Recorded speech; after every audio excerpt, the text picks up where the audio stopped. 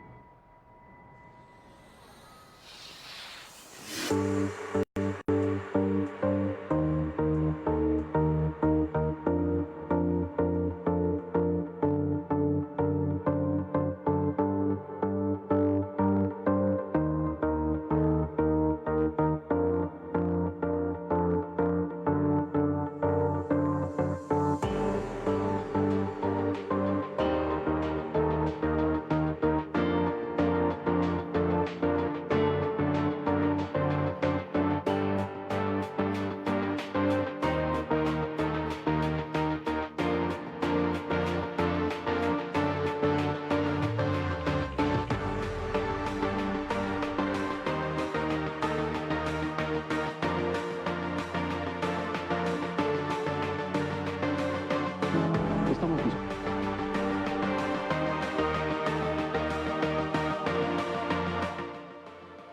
¿Te ha tocado escuchar que en ciertas colonias o cierta gente está en desacuerdo con tener torres de alta tensión cerca de sus comunidades? ¿O que hay gente que cree que es inseguro el uso del microondas para los alimentos? ¿Que te han comentado que si después de mojarte en una lluvia y no te bañas te enfermas? ¿Que si está frío y sales sin estar tapado te vas a enfermar? ¿Que si la NASA llevó a la humanidad a la luna o que si la inteligencia artificial realmente es un peligro para la humanidad? ¿Está bien o mal pensar en estos casos? Claro que no. ¿Los has pensado tú? ¿Los he pensado yo? Pero ¿qué tanta verdad posee cada uno de ellos? Y para empezar, ¿cómo sabemos lo que es verdad? ¿Realmente sabemos cómo discernirla? Preguntas para la audiencia. A pagar $1.000.000 a cualquier persona que pueda proporcionar evidencia de un acontecimiento paranormal, oculto o sobrenatural de cualquier clase, bajo las condiciones apropiadas. Eso es lo complicado, bajo condiciones de observación apropiadas. Yo no establezco las reglas. Nos reunimos con científicos, investigadores independientes y expertos en estadística que pueden diseñar una prueba para las afirmaciones que se hacen. Hasta ahora, hasta el momento, nadie ha pasado la prueba. Sin embargo, más estadounidenses creen en el poder psíquico que en la evolución. Y esta continua tendencia a alejarse de la creencia en la ciencia tiene a Randy preocupado. Me temo que nuestro descenso hacia otro oscurantismo se está acelerando. Se acelera porque la información está más fácilmente disponible y los errores de información van a la misma velocidad. Creo que es más fácil idiotizarse ahora porque tenemos acceso a las idioteces mucho más rápidamente y a todo color. Muy buenas tardes a todos los que nos ven o escuchan. Mi nombre es Daniel Alfredo y bienvenidos a Pareidolia. Este espacio de ustedes, espacio mío, nuestro, del Instituto de Debate y Diálogo Científico, que busca llevar a la ciencia a la comunidad local y llevar a la comunidad la ciencia local. Nuestro programa de hoy va a ser algo diferente. Pareciera que voy a contradecir lo que acabo de decir por varias cosas, ¿no? La primera es que la duración del programa va a ser corto comparado a las anteriores de casi una hora o más de una hora. Será un programa introductorio a una serie de capítulos que vamos a tener y explicaremos la situación actual del programa y hacia dónde va. No tendremos un invitado el día de hoy. Como pueden ver, lamentablemente tengo los asientos vacíos a mi alrededor. Tampoco va a estar Luis Mario, lamentablemente. Solamente estaré yo, Daniel Alfredo. Por ende, debido a que no tengo compañeros, no habrá debate. Entonces, y no hablaremos de la ciencia local o con científicos. Entonces, ¿de qué vamos a hablar, no? Como que parece que acabo de contradecir todo lo que comenté ahorita al principio. Entonces, hoy vamos a hablar de, igual, hacer que la ciencia llegue a nuestra comunidad local, pero hablaremos de un concepto científico y no muy conocido ni por el ámbito científico de la gente que lo constituye, ni tampoco por la población general. Puede que sí, pero probablemente no. ¿Por qué digo esto? Bueno, porque es un conocimiento que no se enseña en la cuestión educativa, o al menos a mí no me ha tocado en la escuela de ciencias o en las facultades de ciencias de aquí de la ciudad. Entonces creo que más bien se ha enseñado si llegas a coincidir con una persona adecuada, con la cual a través de experiencias puedas entender ciertos detalles, ¿no? Entonces creo que es un conocimiento que lamentablemente no es académico, a pesar de que es un conocimiento científico, pero se aprende más que nada al coincidir con gente que está ligada a eso, ¿no? Ahorita voy a aclarar de qué estoy hablando. Entonces, de este conocimiento que hablo, te va a ayudar a responder esas dos preguntas. ¿Qué es la verdad?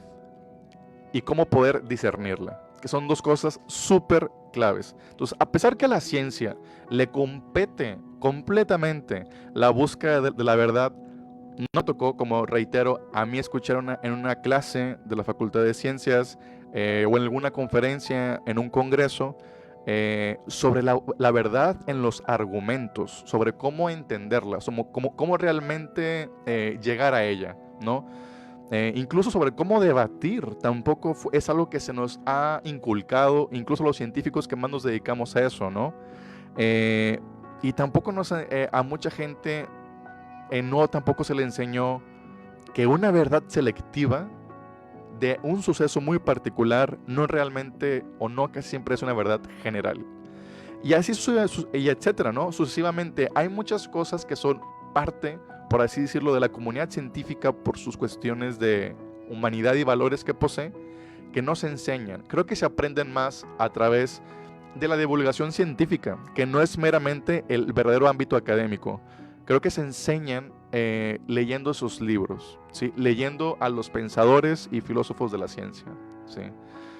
Y pues es lo que queremos, ¿no? Traer todo ese pensamiento que a lo mejor no es tan académico. Ahorita no va a haber un debate, pero irlo trayendo poco a poco hacia la misma población local para que todos crezcamos juntos, ¿no? Y no solamente los científicos o los que trabajan en ciertos ámbitos lógicos tengan capacidades muy específicas que los demás no, para hacer todo más igual y justo. Entonces, una de las cosas que pasa mucho es que básicamente tenemos la tendencia a creer algo que escucha de manera inmediata porque suena algo lógico o que tiene un sentido común para nosotros o para cierta gente. Pero nunca nos enseñaron a tratar de escuchar la verdad en lo que escuchamos, ¿no? Entonces, y creo que para Paraidolia, en sí el programa, esto es súper importante. Por dos cosas. La primera, nuestra condición actual. Constantemente somos bombardeados por cualquier medio de comunicación masiva o por la misma convivencia de personas que dicen sus propias verdades desde su perspectiva como persona que quiere tener la razón, así como la perspectiva de una empresa que quiere que consumas algo, o la perspectiva del gobierno que también quiere que creas algo. ¿Cómo tú puedes acceder a la verdad detrás de tantos telones que se ocultan, ¿no? Y la pregunta más importante, ¿no? ¿Qué herramientas posee la población general, e incluso la científica también, ¿por qué no?, para poder discernirla? Y si no la tiene, ¿cuándo va a empezar a tenerla? ¿No? Eso se me hace a mí súper importante. Y importa hablarlo, importa discutirlo, importa debatirlo. Lamentablemente, la discusión y el debate no será actualmente en este momento, pero va a ser la propuesta para trabajarla más adelante. Entonces, segundo punto, dije que había dos. Segundo punto, nuestro mismísimo nombre, Paraidolia, el cual explicaremos, yo creo que en un capítulo muy grande cuando tengamos algún psicólogo en la cabina. Pero a grosso modo voy a explicar sencillamente el por qué decidimos el nombre Paraidolia, a qué se refiere con Paraidolia y por qué tiene que ver esto con la verdad. Bueno, a grosso modo, pareidolia creo que se describe como el efecto psicológico en el cual alguna clase de estímulo que tú veas que sea visible o que sea auditivo y que eso lo percibas erróneamente como algo que ya tienes en tu memoria. ¿A qué me refiero con esto? ¿Sí? Por ejemplo, tú puedes ver un enchufe y poder ver, incluso visualizar una cara. Hay gente que cree que ve, por ejemplo, un pedazo de madera y cree poder ver imágenes de personas, sus rostros incluso. Asimismo como las imágenes en las que tú percibes una imagen, una cara completa, pero cambias de perspectiva y es un superconjunto de pequeñas imágenes superpuestas, ¿no? Entonces, eso es una pareidolia, ¿sí? El tú ver algo y decir, ah, mira, es como una carita. Ah, mira, esos tornillos y esa tuerca forman la nariz. Realmente no hay una cara ahí, no lo hay, ¿sí? Pero es un estímulo vago que tu cerebro interpreta y que te arroja una conclusión, que es un rostro, ¿no? El ejemplo más común de pareidolia, en el cual nos podemos relacionar más, es la cuestión de las nubes, ¿no? Entonces, alguno puede ver una nube y decir, ¿sabes qué? Yo veo un elefante haciendo algo. Y alguien más dice, bueno, yo no veo un elefante, yo veo a una jirafa, ¿no? Entonces, cada quien, por ese estímulo vago, de acuerdo a su misma forma en la que está estructurado su cerebro, lo cual desconozco, no soy conocedor del tema, saca conclusiones, ¿no? Y todos tienen una idea de la nube, pero no hay nadie que te diga qué es la nube. No hay nadie. Solamente muchas ideas llegando a tu mente, llegando a tus oídos, llegando a tus sentidos. Pero, ¿cómo sabes tú cuál de esas es verdadera? ¿Y quién más, aparte, te está diciendo qué es la nube? Nadie te está diciendo qué es la nube. Solamente la interpretan. Entonces, partiendo de eso, nos interesó mucho el fenómeno, ¿no?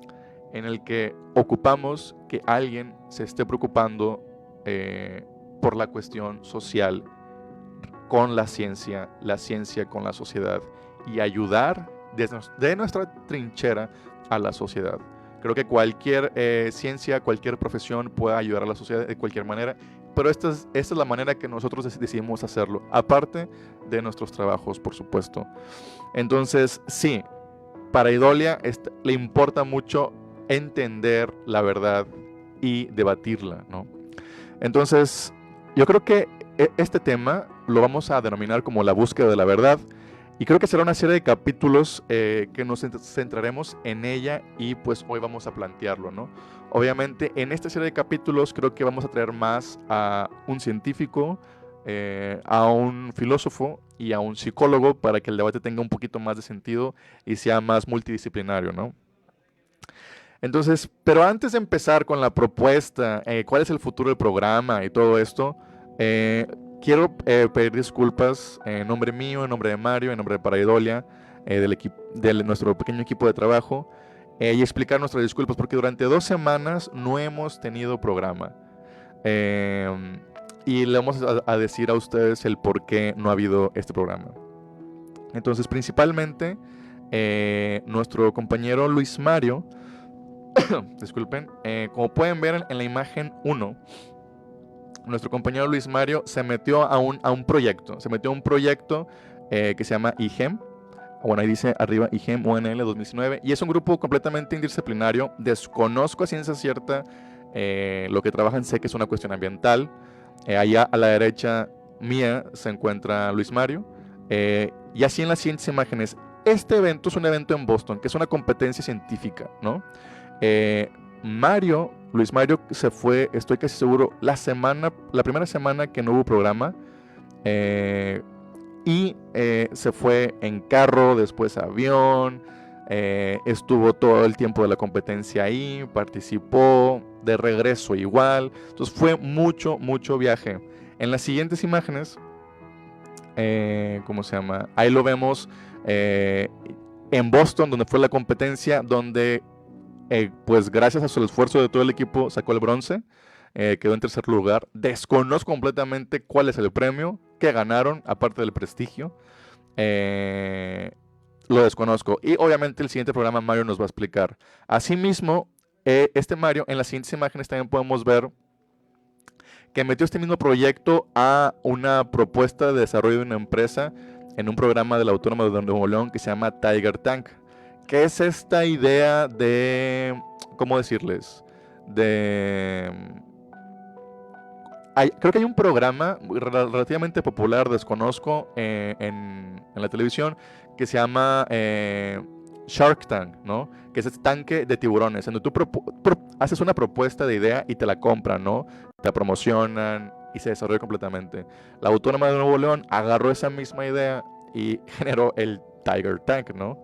Entonces Mario siguió participando y creo que mañana es la presentación de su propuesta con su equipo de trabajo, ¿no?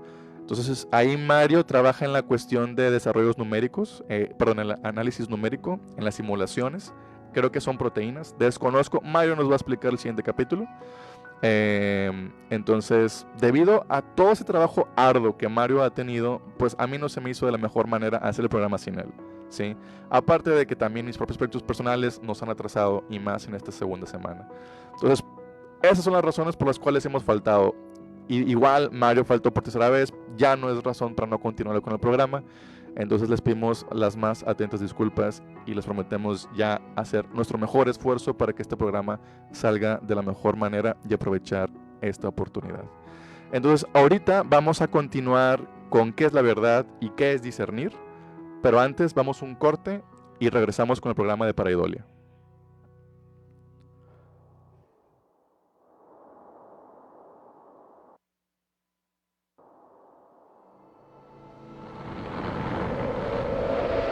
The film you're about to see has no characters.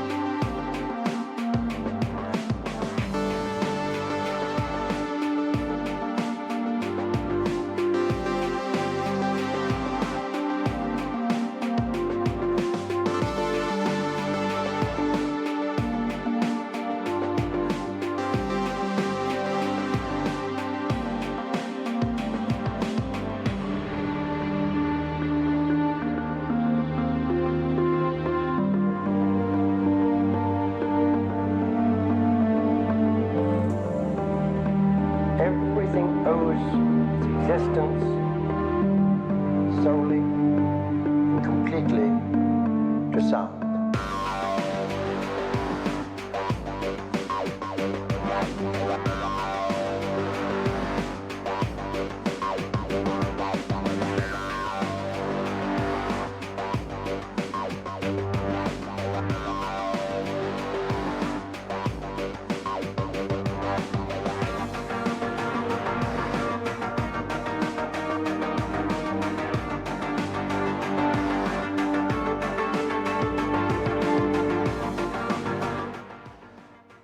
Buena tarde y gracias por seguir con nosotros aquí en Pareidolia y seguimos con la introducción al tema ¿qué es la verdad y qué es discernir? Entonces, antes de abordar estas dos preguntas, quisiera hablar sobre la motivación que nos generó hablar de esto, ¿no? Entonces, la propuesta real para el programa en el momento en lo que lo concebimos fue hablar sobre mitos, y no mitos y leyendas, sino mitos que existen respecto a la ciencia, a la evolución, a los animales, a ciertos fenómenos, a teorías incluso, o al espacio, ¿no? Entonces toda esta clase de, ¿cómo decirlo?, de mitos queríamos, pues no desmentirlos, pero llevarlos a un contexto real y explicarlos y ver por qué existe ese pensamiento generacional, ¿no? Entonces, pues pensamos y pensé, bueno, hay bastantes mitos, hay mucha gente que se dedica exclusivamente a atacarlos y aclararle a la población general esos. Entonces, uno de ellos es Randy. Randy es la persona que salió hablando al principio del programa, en el clip. Y él es un mago Es un ilusionista que se dedica a la explicación de estos sucesos y a desenmascarar toda la gente que clama tener alguna clase de poder o superioridad humana, ¿no? Más allá de los demás. Y ofrece $1 millón, en su momento eran $100,000, creo, para la comprobación de estos poderes, lo cual nunca ha sucedido hasta la fecha. Tiene una fundación, es un increíble sujeto, ¿sí? Entonces dijimos, ¿seguimos con eso? ¿Seguimos con la propuesta de Randy? ¿Nos seguimos inspirando en él? ¿O hacemos algo completamente nuevo?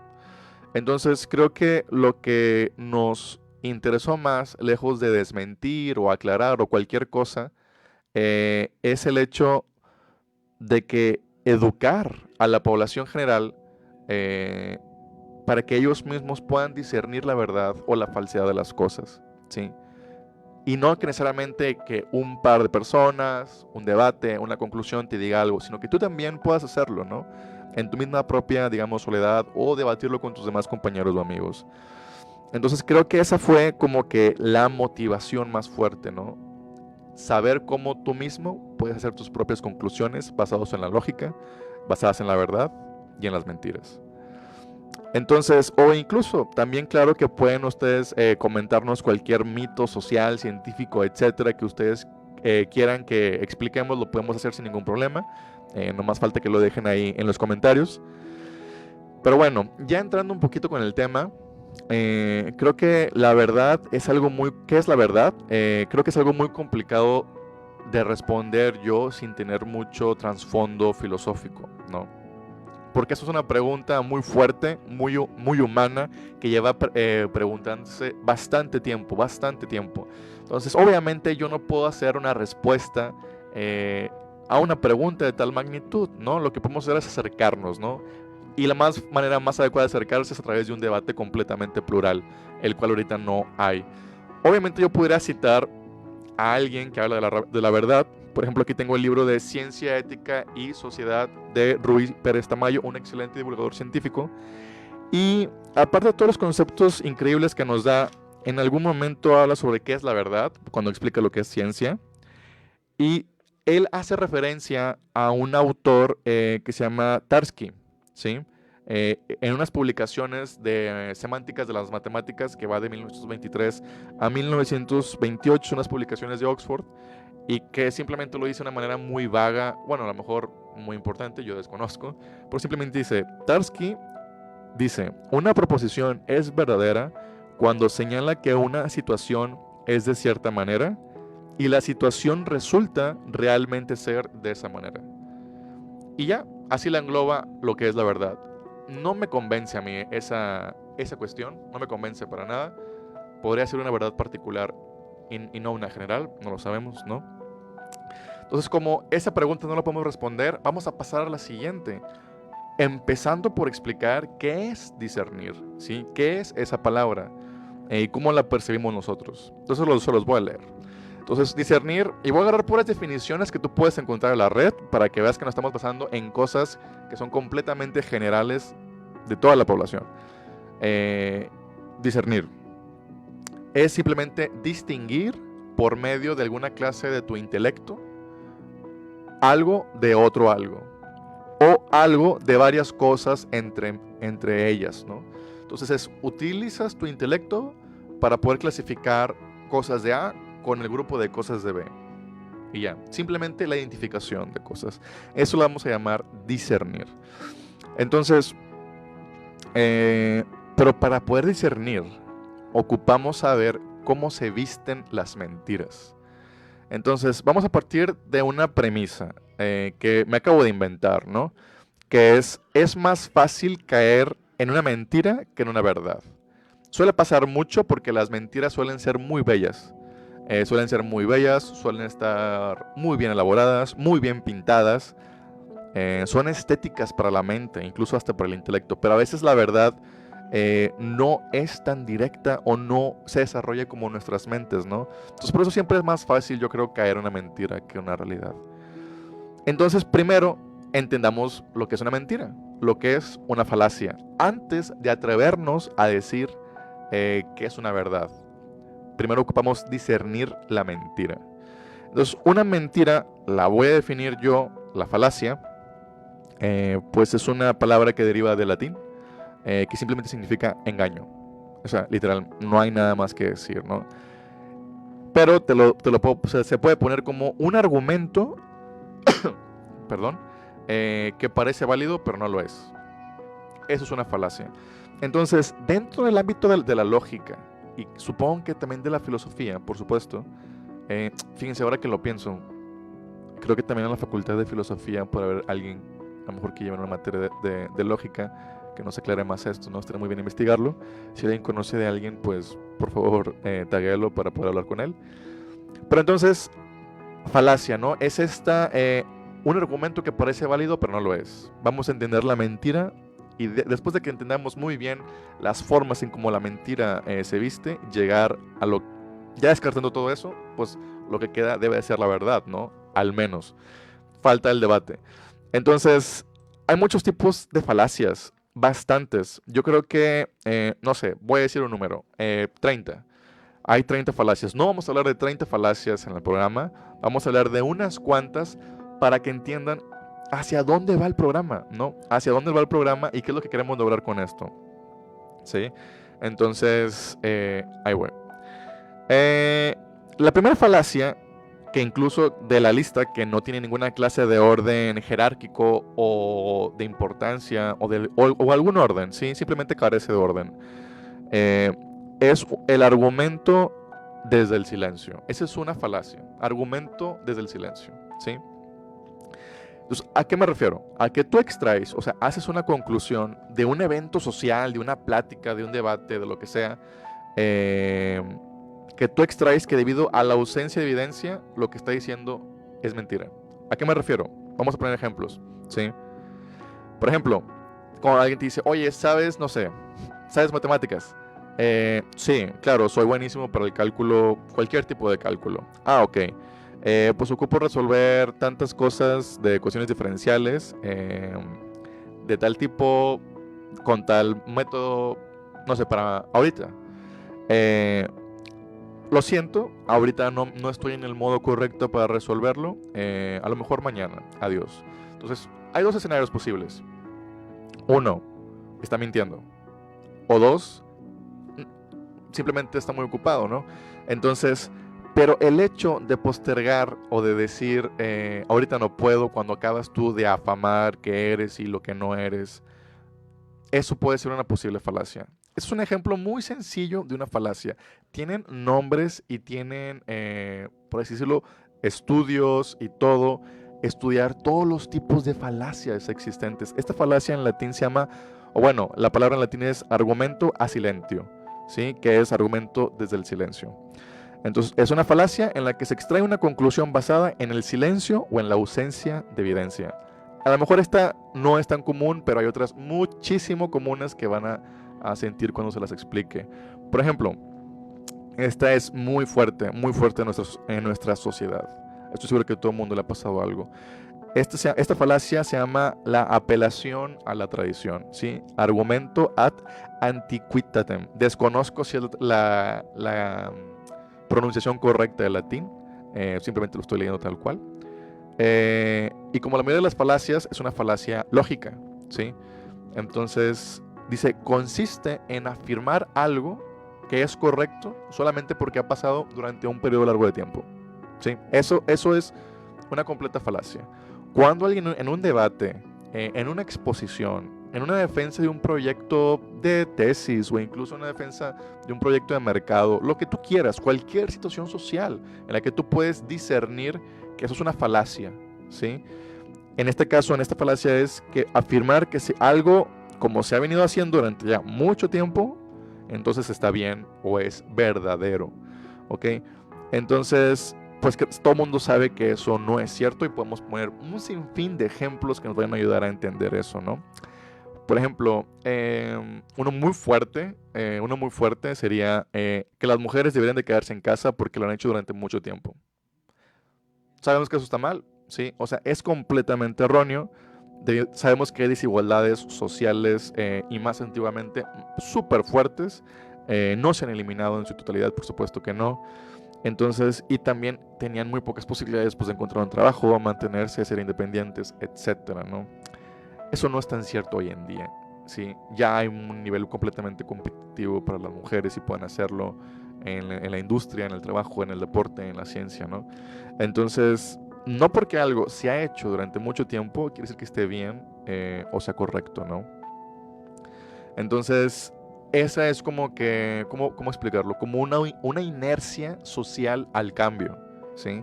Normalmente cuando ya como sociedad tenemos una inercia con la que hemos estado avanzando y tú quieres cambiar esa perspectiva social, te estás enfrentando a una fuerza brutal. Ocupas generar una fuerza superior a la que ya está existiendo para doblegarla, vencer su inercia y seguir adelante, ¿no?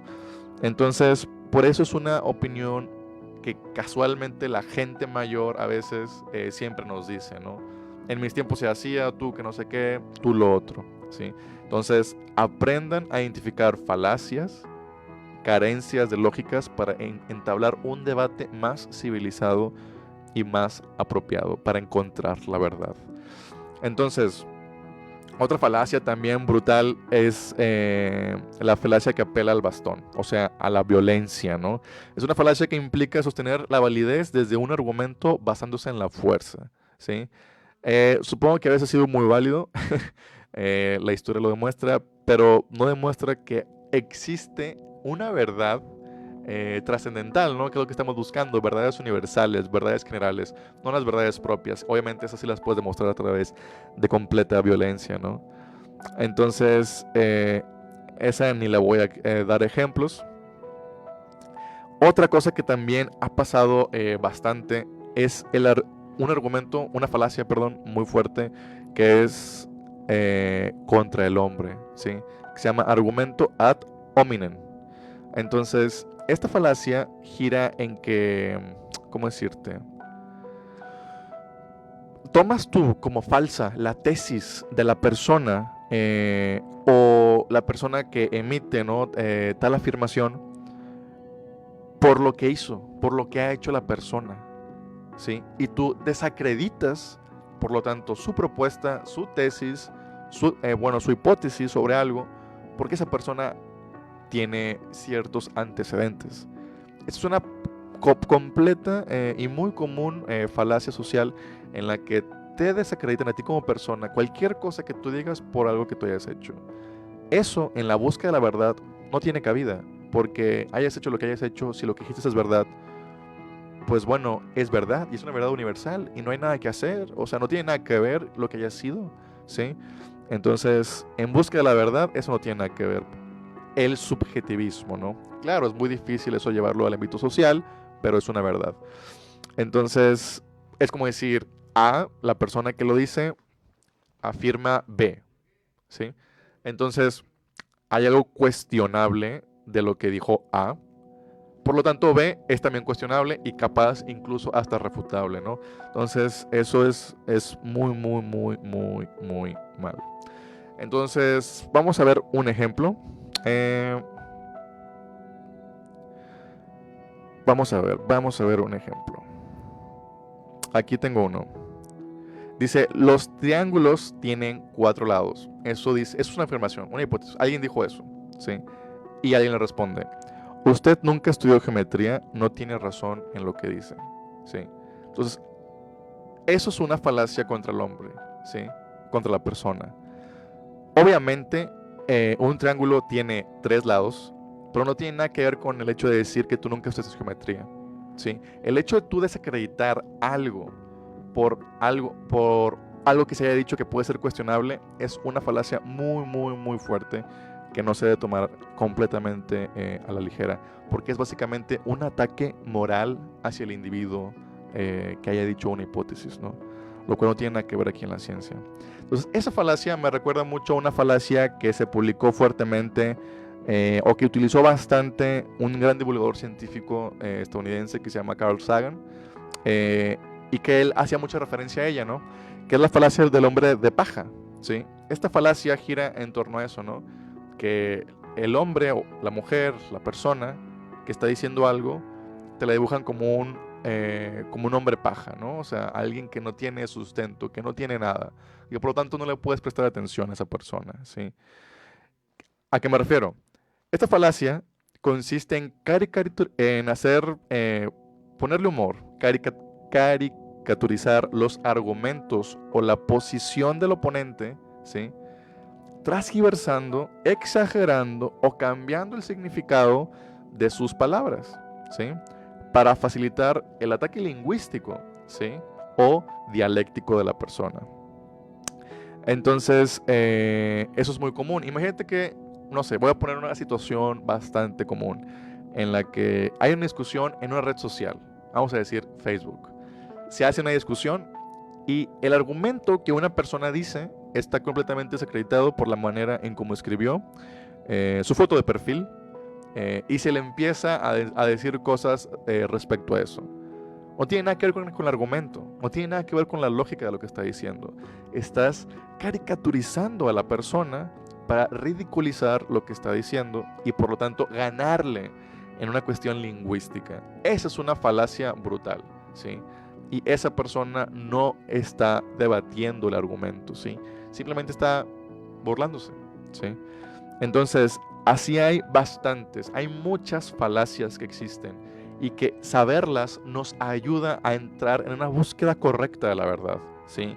A estar haciendo a un lado las cosas que no nos interesan o no debemos de prestarle atención en este momento, ¿no?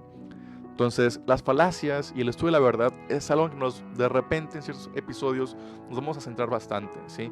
Pero obviamente, como les digo, esta es una introducción, esto es un vislumbramiento de lo que queremos abarcar sobre este tema y que obviamente vamos a traer a gente adecuada. Yo comento psicólogos y filósofos, Mario también puede decir otra cosa y traernos gente. Y estar aquí todos, los que tengan que venir para llegar a una conclusión más cercana. Y como siempre, pues la ciencia no es exacta, simplemente busca hacerlo, ¿no? Entonces, explicando un poco cuál es el presente y el futuro del programa, les voy a pedir que vean el diagrama, la imagen que vamos a ver. Entonces, este era como que los periodos en que Pareidolia quería trabajar.